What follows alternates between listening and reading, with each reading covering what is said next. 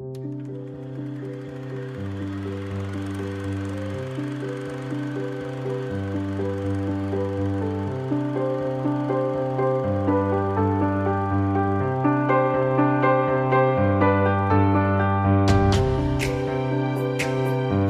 grabs a pencil.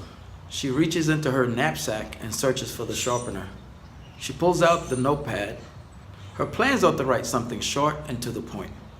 She doesn't want to do too much explaining, but wants everyone to know that she's not doing it because of anyone or anything that they did or didn't do. She blames herself for her life and the experiences she has gone through. She loves her friends and her family, but none would understand why she has to do this. She needs to make things whole again, the way they were before. She presses the tip of the pencil against the paper to begin drawing the first letter, but the lead buckles under the pressure. She didn't realize how much force she was applying. She looks at the thumb and index finger of her left hand. Both were turning red and maintained the impression from where she had held the pencil. She raises the pencil to eye level. She studies the broken tip. She looks over the alarm clock sitting on her nightstand, 10 after the hour of 11. 50 more minutes to midnight, her last night. She looks towards the window and strains her eyes in hopes that they would penetrate through the darkness and allow her to see the world outside. She stands and walks towards it. She angles her head in hope of finding the moon. No such luck. She erases the mark the pencil made on the paper when it broke and fans the paper. She cares not about the mess she makes on the floor. After sharpening the pencil again, she prepares to write.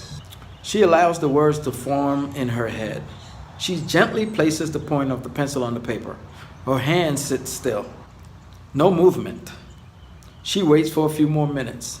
There is no change.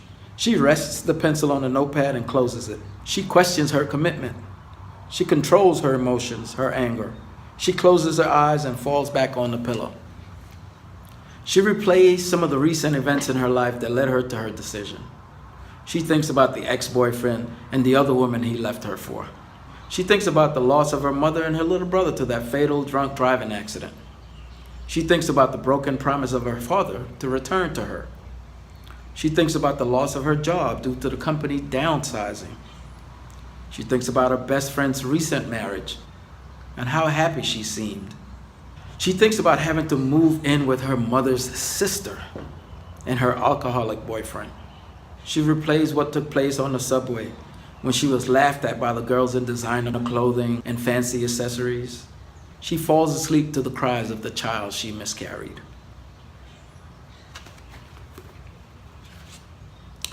Dear Everyone is the name of this story.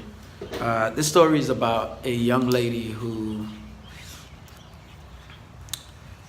is on the verge of committing suicide and is working up the nerve to write the letter to the people who she's leaving behind.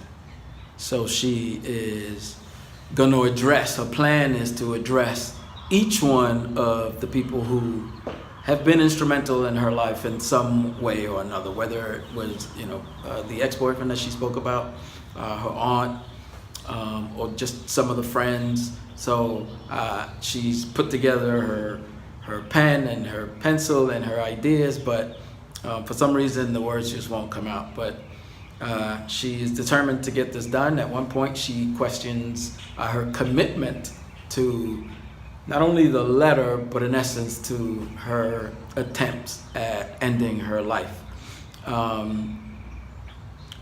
Obviously suicide is a serious situation. A lot of us, either read about it. Many of us know of, personal situations, in cases where it has affected us personally. And, this is a growing concern, especially for young children. And this is not necessarily a young child, but is a young lady, just sort of coming into her own in the world and is somehow faced with all of these obstacles and challenges.